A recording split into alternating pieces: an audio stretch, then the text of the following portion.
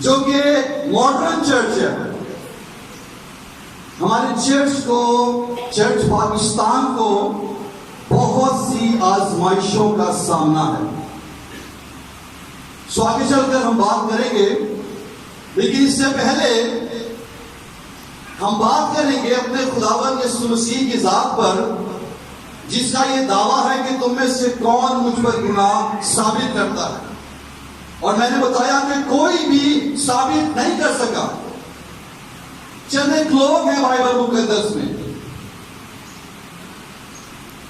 جن کا یہ دعویٰ ہے، جن کا یہ اقرار ہے، جنہوں نے مسیح کو قریب سے دیکھا ہے، جنہوں نے مسیح کے ساتھ وقت گزارا ہے.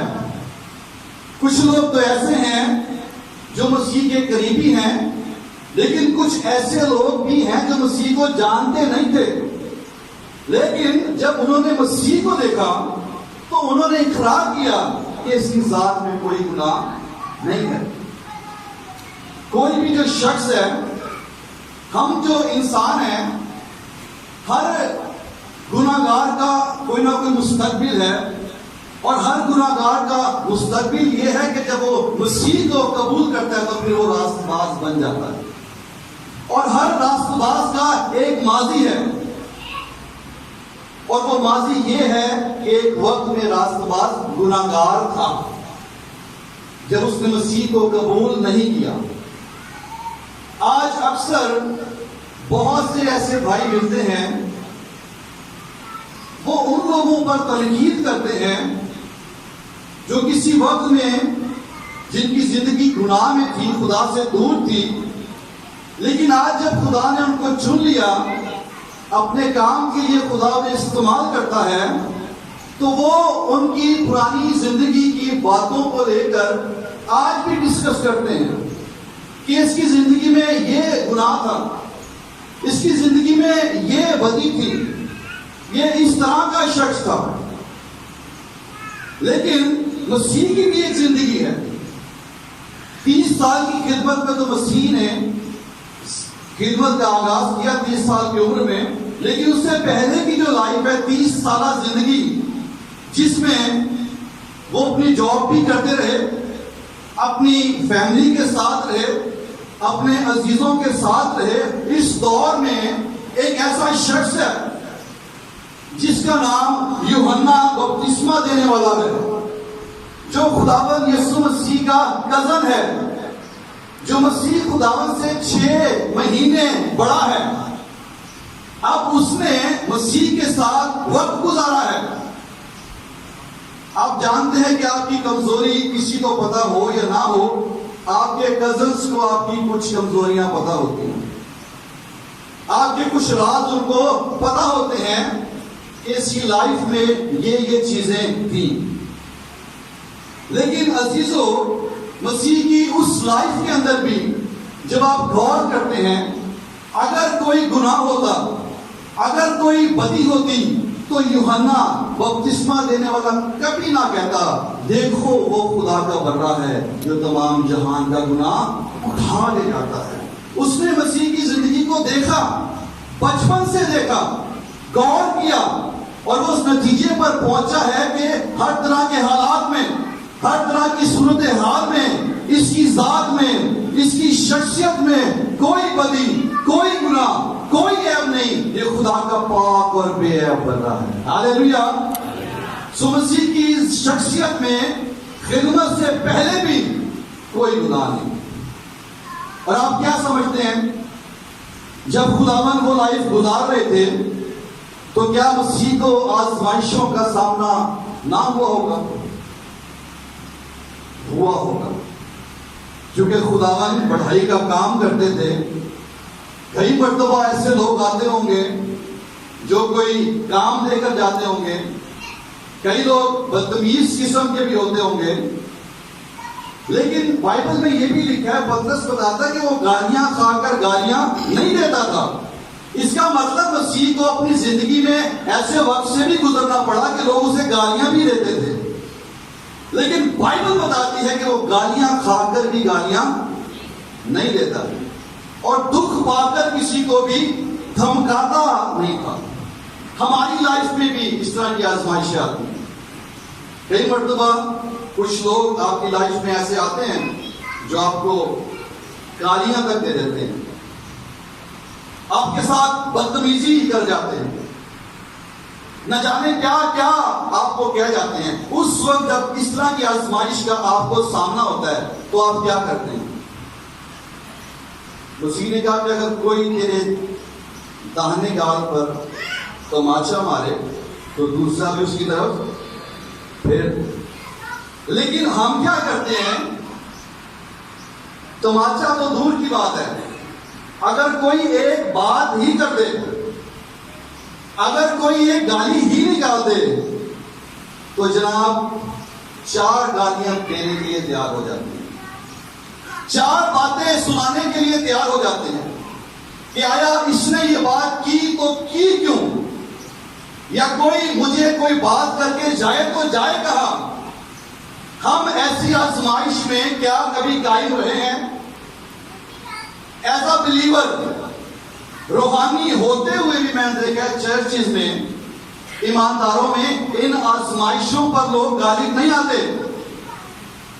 لیکن ایسی آزمائشوں میں بھی مسیح بے گناہ رہا, اور ہم نے بھی مسیح سے سیکھتے ہوئے ان تمام آزمائشوں میں غالب رہنا ہے. یوحنا بپتسمہ دینے والے نے اس بات کی گواہی دی ہے, اسے مسیح کی ذات میں کوئی گناہ نظر نہیں آیا. اور پھر ایک شخص اور ہے جس کا نام یہودا اسکریوتی ہے. آپ سب جانتے ہیں یہ ایک ایسا شخص ہے جو کہ رسولوں میں شمار ہے, لیکن رسولوں میں شمار ہونے کے باوجود یہ ایک غدار ہے. اس نے مسیح کو پکڑوایا ہے. فقی فرشتی کو ہمیشہ اس کوشش میں رہتے تھے کہ ہمیں اس کی ذات میں کوئی گناہ نظر آئے. وہ مسیح کو آزماتے رہتے تھے, ان کی کوشش تھی کہ کسی طرح سے اس کو پکڑا جائے. اب یہودا اسکریوتی جو کہ 3-3.5 سال مسیح کے ساتھ رہا ہے, وہ جا کر انہیں بتا سکتا تھا اگر مسیح کی ذات میں کوئی ایسا کام ہوتا کہ مسیح کے اندر یہ برائی ہے یا یہ کمی اس کے اندر ہے, آپ اس گناہ کو ثابت کر کے اسے گرفتار کر سکتے ہیں. لیکن یہودا اسکریوتی بھی مسیح پر کوئی گناہ ثابت نہیں کر سکا, چونکہ جب مسیح کو گرفتار کر لیا گیا تو لکھا ہے کہ یہودا پچھتایا اور اس نے کہا کہ میں نے بے گناہ کو, کس کو؟ بے گناہ کو قتل کے لیے پکڑوایا ہے. یہودا بھی اس بات کا اقرار کر رہا ہے کہ مسیح کی ذات میں کوئی گناہ نہیں ہے. اور پھر پیلاطس جو اس وقت کا حکمران تھا, جس کے پاس کی اتھارٹی تھی, جس نے مسیح کو صلیب پر چڑھانا تھا, اس کی کوشش تھی کہ مسیح کو صلیب نہ دی جائے. لیکن قوم جو ہے وہ ضد تھی کہ اسے صلیب دی جائے. اور جب وہ ضد تھے تو لکھا ہے کہ پیلاطس نے اپنے ہاتھ دھوئے اور کہا کہ میں اس راست باز کے خون سے بری ہوں. یعنی کہ پیلاطس جو اس وقت کا حکمران ہے وہ بھی اقرار کر رہا ہے, وہ بھی مان رہا ہے کہ یہ راست باز ہے, اس کے اندر کوئی گناہ نہیں ہے, اس کے اندر کوئی بدی نہیں ہے, کیونکہ وہ سب باتوں میں آزمایا گیا تو بھی بے گناہ رہا. ہاللیلویا. اور جب مسیح نے صلیب پر جان دی, جب اس نے کہا کہ اب آپ میں اپنی روح تیرے ہاتھوں میں سونپتا ہوں, تو وہاں پر ایک صوبے دار تھا, ایک رومی سپاہی تھا جس کا تعلق غیر قوم کے ساتھ تھا. اس نے بھی یہ اقرار کیا کہ بے شک یہ شخص راست باز تھا. ہاللیلویا. بائبل میں بھی لوگوں نے اس بات کا اقرار کیا, انہوں نے مسیح کی زندگی کو غور سے دیکھا اور وہ اس نتیجے پر پہنچے کہ اس ہستی کے اندر, اس شخصیت کے اندر کوئی گناہ نہیں ہے، کیونکہ وہ سب باتوں میں ہماری طرح آزمایا گیا، لیکن تو بھی کیا رہا؟ بے گناہ رہا۔ عزیزو، مسیح کو بہت سی آزمائشوں کا سامنا کرنا پڑا ہے، جس میں روحانی نوعیت کی آزمائشیں بھی ہیں، سیاسی نوعیت کی آزمائشیں بھی ہیں، شرعی نوعیت کی آزمائشیں بھی ہیں، اور علم الہیات کے مسائل کو لے کر بھی مسیح کو آزمایا گیا۔ اور آپ سب جانتے ہیں مسیح کی خدمت کے آغاز پر ہی جب 40 دن اور 40 رات خداوند مسیح نے فاقہ کیا اور آخر کو بھوک لگی ہے، تو سب سے پہلے خداوند کو آزمانے والا جو تھا وہ ابلیس تھا۔ ابلیس نے مسیح کو آزمایا، کہنے لگا اگر تو خدا کا بیٹا ہے تو فرما کہ یہ پتھر روٹیاں بن جائیں۔ تو خداوند وہاں پر بھی بے گناہ رہے، وہاں پر بھی غالب آئے اور کہا کہ انسان صرف روٹی ہی سے جیتا نہ رہے گا، بلکہ ہر اس بات سے جو خدا کے منہ سے نکلتی ہے۔ ہاللیلویا۔ سو اس آزمائش پر مسیح خداوند غالب آئے۔ پھر وہ مسیح کو ہیکل کے کنگرے پر لے گیا، کہنے لگا اپنے آپ کو نیچے گرا دے، کیونکہ تیری بابت لکھا ہے۔ کلام کو یوز کر رہا ہے اور آؤٹ آف کانٹیکسٹ۔ آج بھی بہت سے لوگ ہیں جو جب بائبل کی تفسیر کرتے ہیں تو اسے آؤٹ آف کانٹیکسٹ یوز کرتے ہیں، جو کہ صرف ابلیس کا کام ہے۔ ابلیس کبھی بھی بائبل کے متن کو اس کے سیاق و سباق میں استعمال نہیں کرے گا، وہ آؤٹ آف کانٹیکسٹ یوز کرے گا۔ اور آج بھی ہمارے بہت سے لوگ ہیں، معذرت کے ساتھ، وہ جب کلام کی تشریح کرتے ہیں تو اسے آؤٹ آف کانٹیکسٹ یوز کرتے ہیں، لیکن صحیح تفسیر کرنے کے لیے ہمیں متن کے سیاق و سباق کو مد نظر رکھتے ہوئے کلام کی تفسیر کرنی ہے۔ اب کہہ رہا ہے تیری بابت لکھا ہے کہ وہ اپنے فرشتوں کو حکم دے گا اور وہ تجھے اپنے ہاتھوں پر اٹھا لے گی۔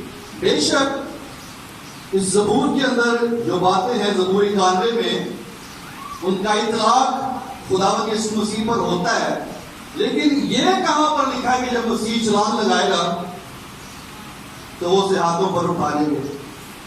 ایسا کہیں لکھا ہے؟ نہیں لکھا۔ تو خداوند نے اسے کہا کہ یہ بھی لکھا ہے کہ تو خداوند اپنے خدا کی آزمائش نہ کر۔ اگر یہ لکھا ہے تو یہ بھی لکھا ہے۔ بائبل کی تعلیم کو بیلنس رکھ کے چل رہے ہم نے۔ بدعت کا آغاز ہوتا ہی اس صورت میں ہے جب کوئی شخص ایک ہی آیت کو لے کر جو ہے اس پر کھڑا ہو جاتا ہے۔ ہم نے بائبل کی بیلنس تعلیم پر فوکس کرنا ہے۔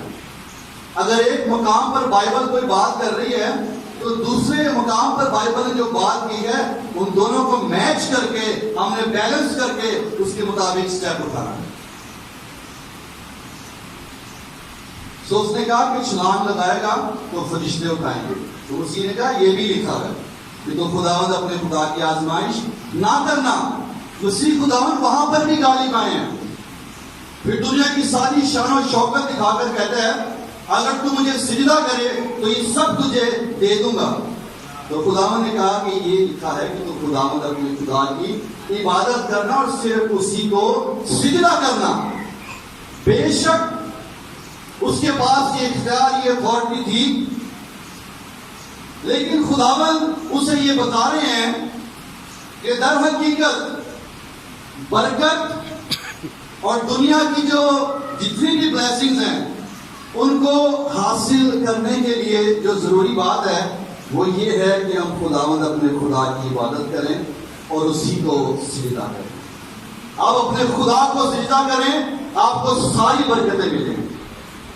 لوگ برکات حاصل کرنے کے لیے نہ جانے کہاں کہاں جاتے ہیں، لیکن برکتوں کا جو منبع ہے، برکتوں کا جو سرچشمہ ہے وہ صرف اور صرف یہوہ خدا ہے۔ ہاللیلویا۔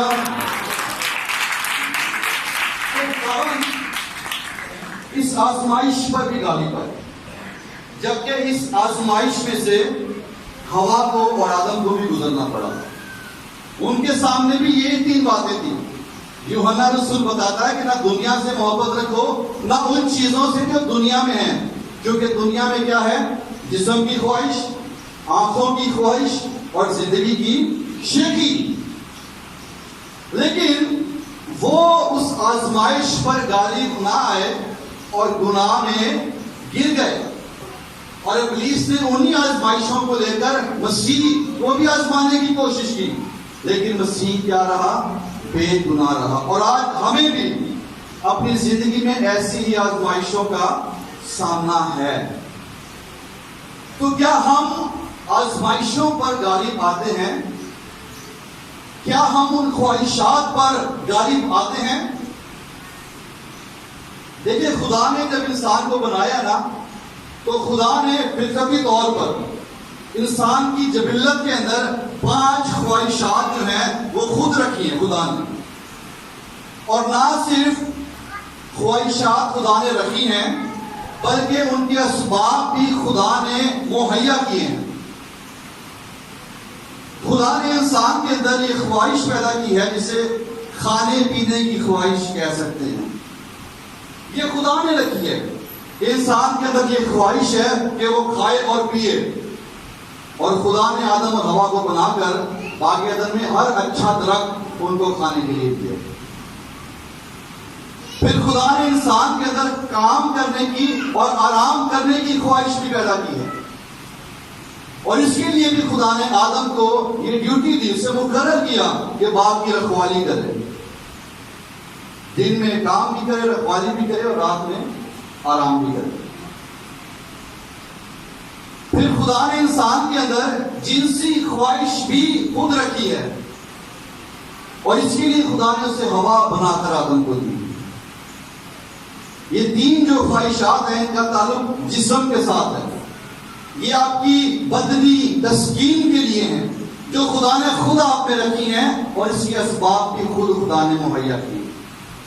پھر خدا نے یہ خواہش بھی رکھی ہے حکمرانی کرنے کی. خدا نے آدم اور ہوا کو سب چیزوں پر اختیار دیا، اتھارٹی بخشی. اور یہ انسان کی ذہنی تسکین کے لیے.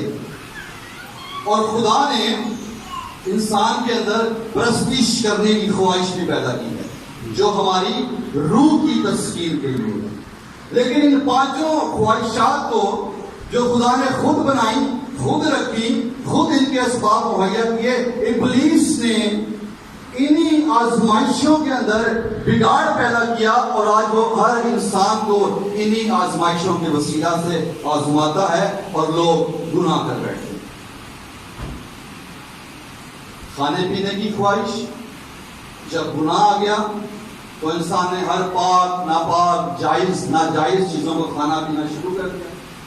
خدا نے تو اچھی چیزیں کھانے کے لیے دی، اچھی چیزیں پینے کے لیے دی، لیکن انسان نے مے نوشی، تمباکو نوشی اور نہ جانے کیا کیا کھانا پینا شروع کر دیا. خدا نے کام اور آرام کرنے کی خواہش پیدا کی، لیکن جب گناہ زندگی میں آ گیا تو کام کرنے کے معاملے میں انسان کی صورتحال یہ ہو گئی کہ کئی لوگ ایسے ہیں جو اتنے محنتی ہیں کہ وہ راتوں کو بھی کام کرتے ہیں اور دن کو بھی. اور کئی لوگ اتنے کاہل ہیں کہ وہ نہ رات کو کام کرتے ہیں نہ دن کو کام کرتے ہیں. اپنا نظام ہی لوگوں نے بگاڑ کے رکھ لیا ہے. لیکن خدا نے، آپ سب جانتے ہیں، دن جو ہے وہ کام کرنے کے لیے، رات جو ہے آرام کرنے کے لیے. پھر تیسری بات، جنسی خواہش. خدا نے ایک ہی شوہر اور ایک ہی بیوی دی، لیکن لوگوں نے، آپ سب جانتے ہیں، آج کل بہت سے تعلقات پیدا کیے ہوئے. انہی چیزوں کو لے کر ابلیس لوگوں کو آزما رہا ہے.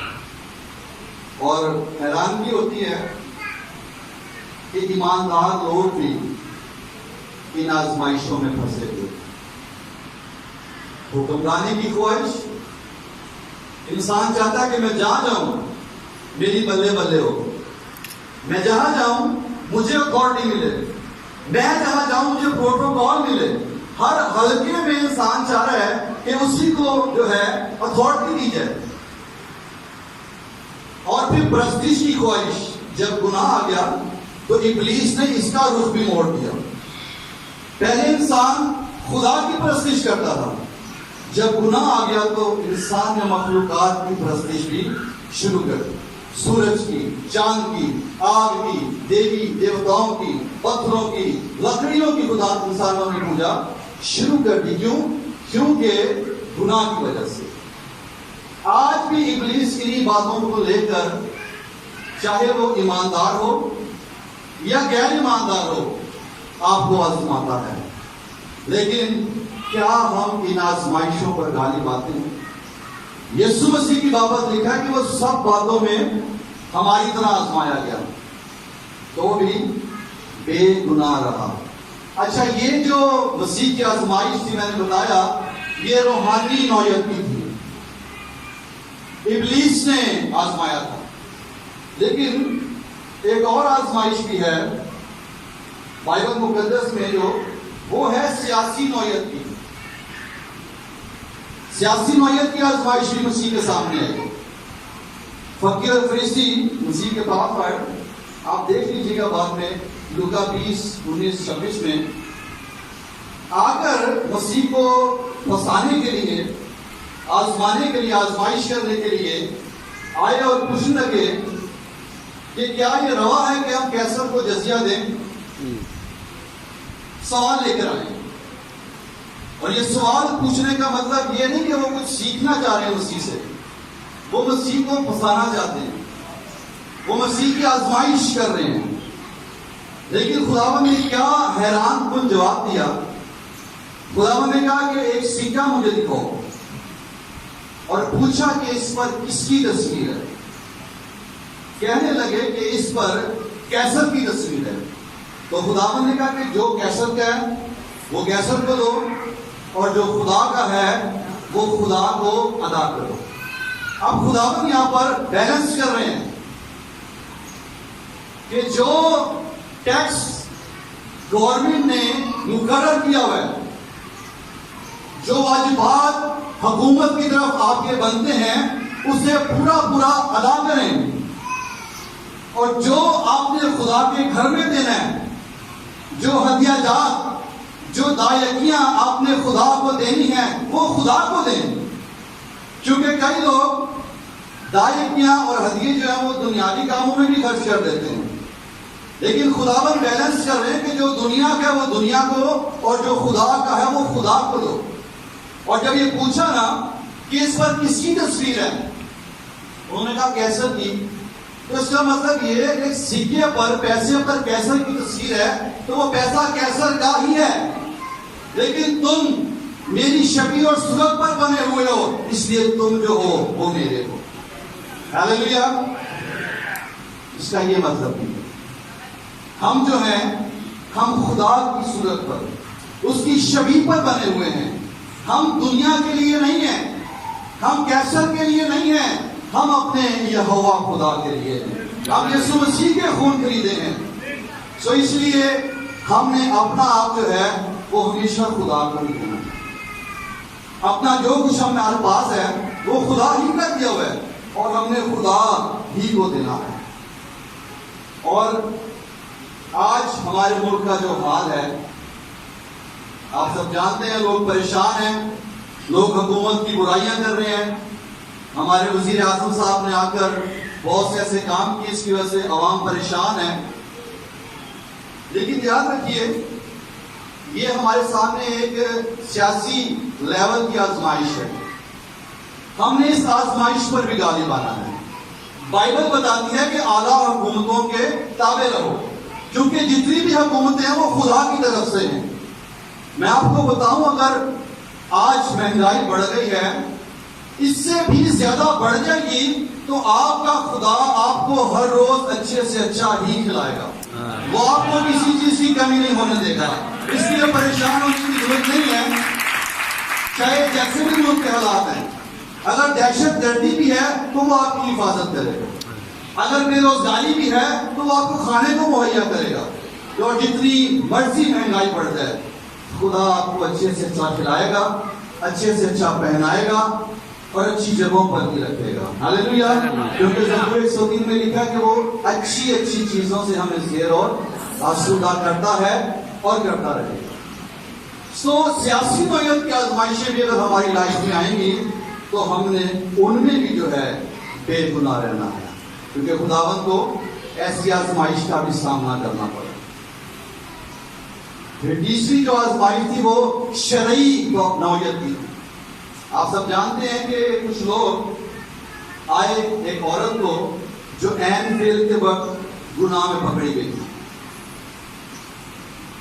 یہ شرعی نوعیت کی آزمائش تھی. مسیح کو آزمانے آئے تھے.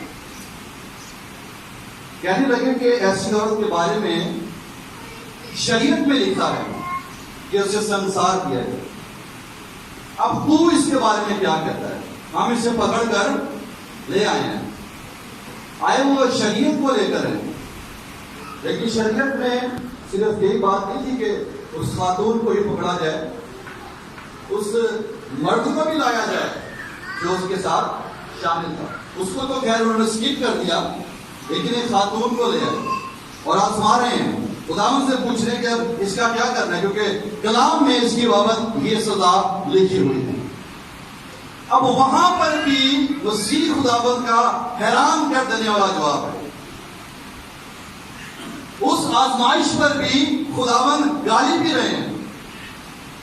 خداوند نے کہا کہ بے شک شریعت ایسی خاتون یا ایسے لوگوں کے بارے میں اس سزا کو مقرر کیا ہوا ہے. ٹھیک ہے, جس شخص نے گناہ نہیں کیا وہ اس کو پہلا پتھر مارے, جس نے نہیں کیا گناہ وہ مارے اس کو پہلا پتھر. میں آپ کو منع نہیں کر رہا یہ سزا دینے سے, لیکن جس نے گناہ نہیں کیا پہلا پتھر وہی مارے. اور زمین پر چھپ کر انگلی سے کچھ لکھنے لگے. اور کیا ہوا, جب خداوند نے دیکھا تو وہ سارے باری باری جو ہیں وہاں سے غائب ہو گئے, کیونکہ ان سب کی زندگی میں گناہ تھا. صرف ایک شخصیت, ایک ہستی ایسی تھی جس کی ذات میں گناہ نہیں تھا اور وہ وہیں پر موجود تھی, اور اس کا نام یسوع مسیح تھا. ہاللیلویا. باقی سب نے گناہ کیا ہوا تھا, اس لیے وہاں سے غائب ہو گئے. اور خداوند نے جو کہ محبت کا طرز کا خدا ہے, خداوند کے پاس یہ اتھارٹی تھی کہ اسے سزا دیتے. مسیح کے پاس یہ اتھارٹی تھی کہ اسے پتھر مار سکتے تھے, لیکن خداوند نے اسے معاف کر دیا. ہمارا خدا بڑا عظیم ہے. ہم سے اگر گناہ سرزد ہو جاتا ہے اور جب ہم اس کے حضور میں آ جاتے ہیں تو وہ ہمیں سزا نہیں دیتا, وہ ہمیں معاف کر دیتا ہے. ہاللیلویا. بہت زیادہ پیار کرتا ہے خدا ہم سے. تو اس شرعی نوعیت کی آزمائش میں بھی خداوند غالب رہے, بے گناہ رہے. اور ہماری زندگی میں بھی بہت سے ایسی باتیں آتی ہیں, لوگ ایسی چیزیں لے کر آتے ہیں کہ کلام اس بارے میں یہ کہتا ہے, آپ کیا کہتے ہیں. سو ہم نے بڑا محتاط ہونا ہے. ہم نے وہی بات کرنی ہے جو کلام کہہ رہا ہے. ہم نے وہ بات نہیں کرنی جو ہمارا دل کہہ رہا ہے یا ہماری سوچ کہہ رہی ہے. ہو سکتا ہے اس شخص کی بابت اس کی بات سن کر ہمارے اندر غصہ ہو, ایسے جذبات ہوں, ایسے منفی خیالات ہوں, لیکن ہم نے اپنے جذبات کو استعمال نہیں کرنا, ہم نے خدا کے کلام کو استعمال کرنا ہے. اور خدا کا کلام فرماتا ہے کہ ایک دوسرے کو معاف کرو, ایک دوسرے سے پیار کرو. اگر آپ کا کوئی گناہ کرتا ہے, آپ کو کوئی ستاتا ہے, پریشان کرتا ہے, تو اس کے لیے دعا کریں, اس کے لیے برکت چاہیے. کیونکہ مسیح نے کہا کہ تم سن چکے ہو کہ کہا گیا تھا کہ اپنے دشمنوں سے عداوت اور اپنے پڑوسیوں سے محبت, لیکن میں تم سے کہتا ہوں کہ اپنے دشمنوں کے لیے, اپنے ستانے والوں کے لیے دعا کرو, ان کے لیے برکت چاہو. اگر ہم ان لوگوں سے بدلہ لینے کے لیے کھڑے ہو جائیں گے تو عزیزوں ہم گر جائیں گے. لیکن مسیح کسی آزمائش میں نہیں گرا, اسی لیے مسیح ہمیں بھی یہ تعلیم دیتا ہے کہ ہم بھی ان آزمائشوں میں غالب رہے، کیونکہ وہ سب باتوں میں ہماری طرح آزمایا گیا اور کیا رہا؟ بے گناہ رہا۔ خدا چاہتا ہے ہم بھی بے گناہ رہیں۔ ہم بے گناہ تھے تو نہیں، ہم بھی گناہ گار تھے، لیکن مسیح پر ایمان لانے کے سبب سے اب ہم گناہ گار نہیں، ہم راست باز، اور خداوند چاہتا ہے کہ ہم راست باز ہی رہیں۔ ساری آزمائشوں پر غالب آیا، اور ایک آزمائش ایسی آ گئی جس کا مسئلہ جو تھا وہ علم الہیات کو لے کر تھا۔ صدوقی فرقے کے لوگ خداوند یسوع مسیح کے پاس آئے۔ اب جو صدوقی فرقہ ہے، مسیح کے دور میں بہت سے فرقے تھے، فقی بھی تھے، فریسی بھی تھے، صدوقی بھی تھے، محصول لینے والے، زیلوتی، بے شمار گروہ یہودیوں میں تھے، یہ سب یہودی تھے۔ اب صدوقی جو ہیں یہ قیامت پر یقین نہیں رکھتے، یہ ارواح پر یقین نہیں رکھتے، یہ فرشتوں پر یقین نہیں رکھتے۔ اور اس دور میں جب مسیح خداوند اس روئے زمین پر تھے، اس وقت صدوقی فرقہ ایک ایسا فرقہ تھا جن کے تعلقات رومیوں کے ساتھ بڑے اچھے تھے، اور سردار کائن جو ہے اس وقت صدوقیوں میں سے ہی جو ہے وہ چنا جاتا تھا۔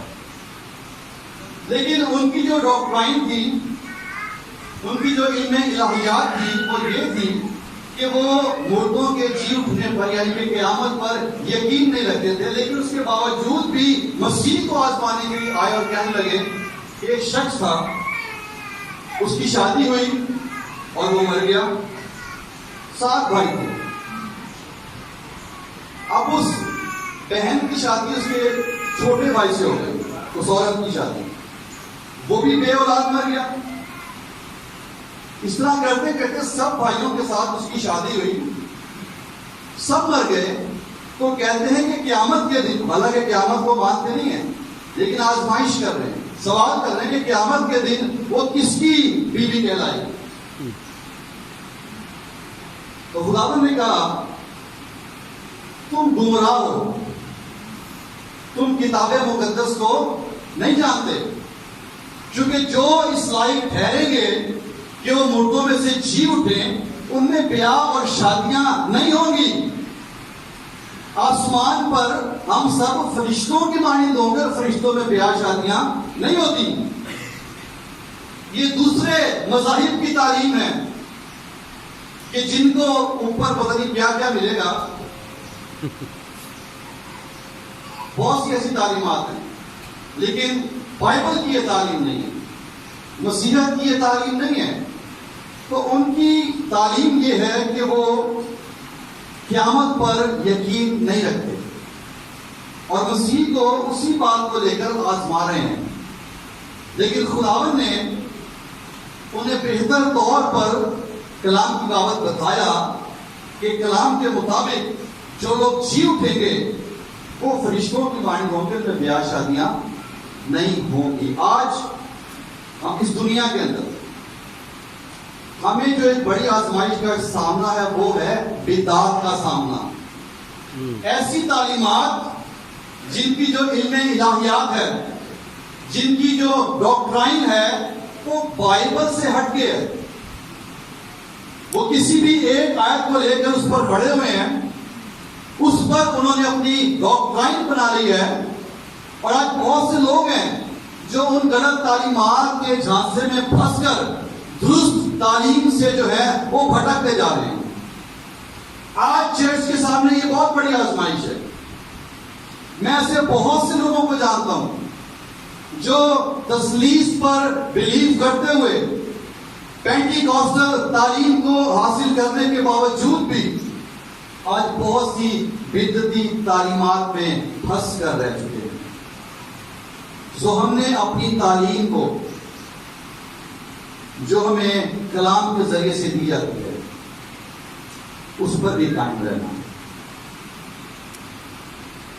جو درست تعلیم ہے اسے مانیے، جو غلط تعلیم ہے ایسے لوگوں سے بھی نہ ملیے، کیونکہ ایسے لوگ جو ہیں غلط تعلیم کے چکروں میں پڑھ کر اپنے ایمان سے بھی جو ہے وہ پھر جاتے ہیں. سو ہر طرح کی آزمائش کا سامنا مسیح کو کرنا پڑا. سب باتوں میں ہماری طرح آزمایا گیا. ہم بھی آزمائے جاتے ہیں, لیکن اگر مسیح کی بات کرتے ہیں تو وہ سب باتوں میں بے گناہ رہا. اور اب ہم نے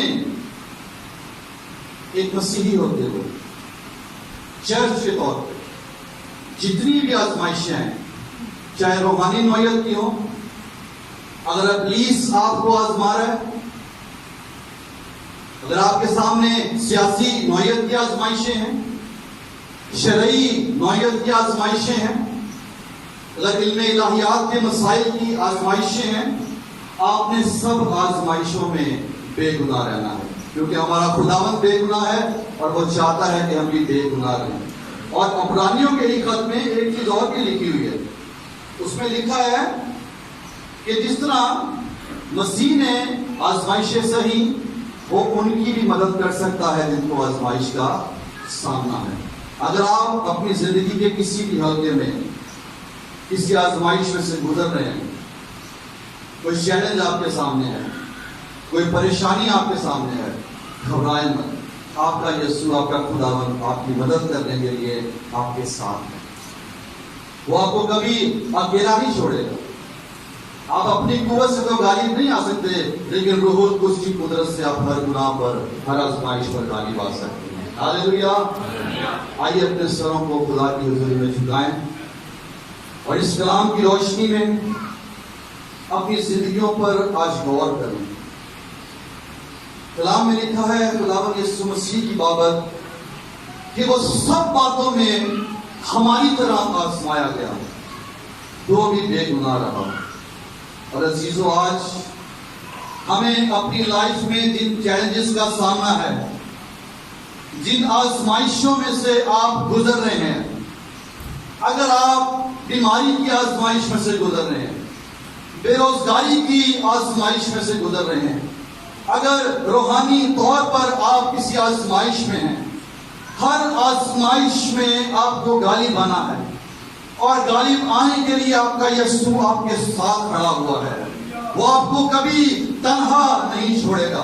اس کا یہ وعدہ ہے کہ دنیا کے آخر تک ہمیشہ میں تمہارے ساتھ تمہارا رہوں گا. آئیے کچھ وقت کے لیے اپنے لبوں کو کھولیے, اپنی آوازوں کو بلند کیجیے اور شکر گزاری کیجیے اس بات کے لیے کہ آپ اس خدا کی پرستش کرتے ہیں جسے سب باتوں میں آزمایا گیا, جانچا گیا, اسے ٹیسٹ کیا گیا, لیکن وہ ہر وقت ہر جگہ غالب رہا, فاتح رہا, موت پر, قبر پر, دنیا پر, ابلیس پر, گناہ پر فاتح ہے وہ, اور وہ ہمیں بھی فتح سے بڑھ کر جلوہ بخشتا ہے.